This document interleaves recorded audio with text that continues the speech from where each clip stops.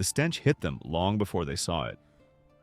It was a thick, cloying odor of rotting meat that clung to the back of the throat, making even the battle-hardened soldiers of the Ottoman Empire gag. Sultan Mehmed II, the man who had shattered the walls of Constantinople, expected to find an army waiting for him outside the Wallachian capital. Instead, he found a nightmare. Stretching out for acres was a forest, but not of trees. It was a forest of 20,000 human bodies, skewered on wooden stakes like insects in a collection. They were in various stages of decay, men, women, and children, frozen in their final moments of agony. At the center of this grotesque garden, raised on a stake higher than the rest and dressed in his full ceremonial robes, was Hamza Pasha, the Sultan's own general. This wasn't just a battlefield. It was a psychological weapon designed by a man who understood that fear was sharper than any sword. This was the handiwork of Vlad III, known to history as the Impaler and to legend as Dracula. He didn't just kill his enemies, he turned them into art. A horrific display of suffering meant to break the minds of anyone who dared to oppose him. But to understand how a human being becomes capable of such orchestrated madness, we have to go back to the beginning. We have to look into the eyes of a child who was traded for a crown and taught that the only way to survive in a world of wolves is to become the biggest monster of them all. Born in 1431 in the shadow of the Carpathian Mountains, Vlad's life began in a stone fortress marked with the sign of the dragon. His father, Vlad Dracula, was a member of a secret order sworn to protect Christianity, but loyalty in the Balkans was a fluid concept. When Vlad was just 11 years old, his father made a choice that would shatter his son's soul. To keep his throne, he handed Vlad and his younger brother Radu over to the Ottoman Sultan as hostages, living collateral to ensure his obedience. For 6 years, Vlad lived in the belly of the beast. While his beautiful brother Radu adjusted to court life and eventually seduced the Sultan's heir, Vlad resisted. He spat on their customs, fought his captors, and was punished with the whip and the dark cell. But his true education didn't happen in a classroom. It happened in the execution squares. The Ottomans were masters of psychological warfare, and their favorite method of execution was impalement. Young Vlad watched with a cold, unblinking stare as prisoners were greased and slowly slid onto blunt stakes. He learned the anatomy of suffering, how to miss the heart, how to thread the spine, how to keep a man alive for days while a piece of wood tore him apart from the inside. He wasn't just traumatized, he was taking notes.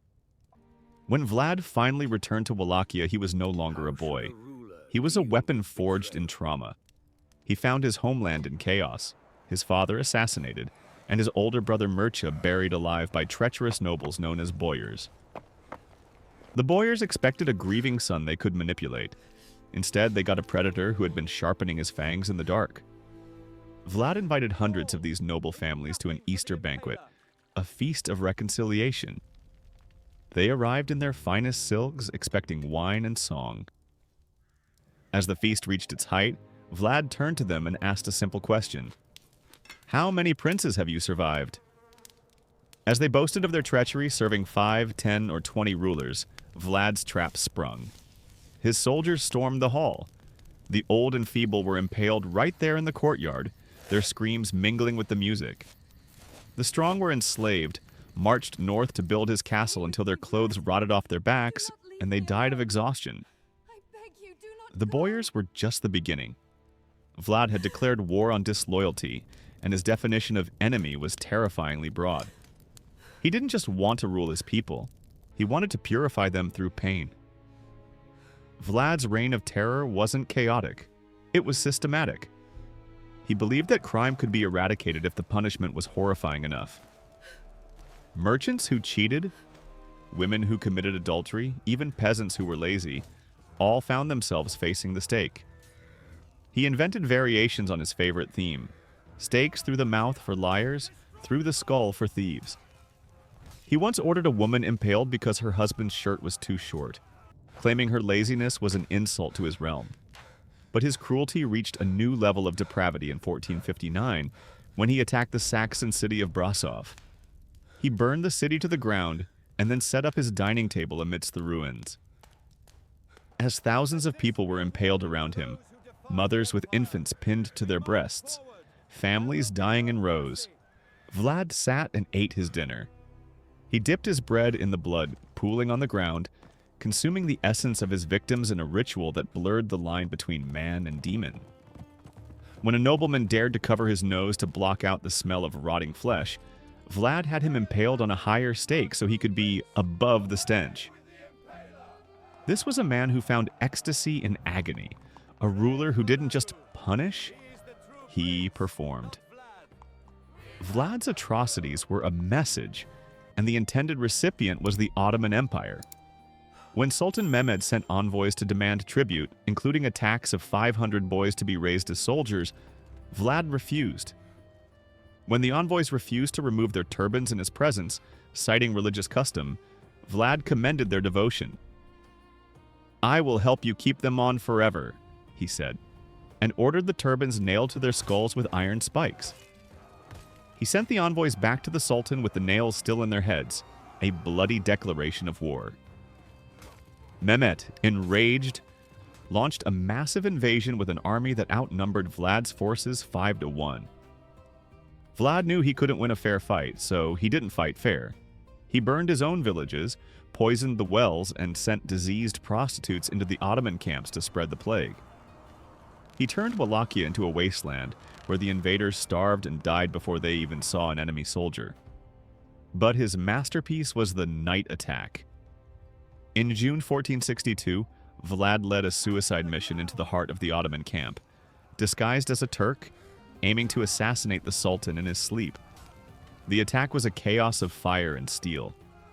Vlad slashed his way toward the Sultan's tent, killing thousands in the confusion. Though he missed Mehmed, the psychological blow was devastating. The Ottomans were terrified of this devil who struck from the shadows and vanished.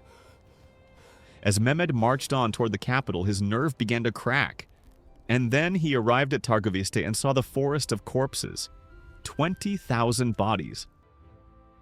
The sight was so overwhelming that Mehmed, the conqueror of the world, turned his horse around and went home. "I cannot take the land of a man who does such things," he reportedly said. Vlad had defeated an empire not with armies, but with pure, unadulterated horror. He had proven that if you are willing to be monstrous enough, even the mightiest conquerors will fear you. But victory built on terror is fragile. Vlad's own people, exhausted by the constant slaughter and fear, turned against him. His brother Radu, the Sultan's favorite, returned with an offer of peace, and the Wallachians opened the gates to him. Vlad was forced to flee, betrayed by the nobles he hadn't killed and the allies who feared him more than the Turks. He spent 12 years rotting in a Hungarian prison. Yet, even in a cell, the sickness didn't leave him. Guards reported that he would catch rats and birds, impaling them on tiny splinters of wood, acting out his obsessions in miniature. The monster wasn't a role he played, it was who he was. He managed one final comeback in 1476, reclaiming his throne for a third time. But by then, he was a relic of a bloodier age. Within months, he was ambushed and killed in battle. His head was severed, preserved in a jar of honey, and sent to Constantinople, a final sweet trophy for the empire he had tormented for so long. His body disappeared, leaving behind only rumors and empty graves. But death was not the end for Vlad. Centuries later, an Irish writer named Bram Stoker would borrow his name for a vampire, creating a legend that would eclipse the history. But the truth is far scarier than any fiction. Dracula the vampire drinks blood to survive. Vlad the Impaler spilled it because he liked watching it flow. He wasn't a supernatural creature, he was a human being who showed us the absolute bottom of the moral abyss. In modern Romania, he is still hailed by some as a hero, a strict but just ruler who kept the country safe from invasion. They say he made the land so safe you could leave a golden cup at a fountain and no one would steal it. But they forget to mention the forest of dead bodies that ensured that order. We love to romanticize the bad boys of history, the anti-heroes who do whatever it takes. but Vlad forces us to ask a comfortable question. Is a monster still a hero if he's our monster?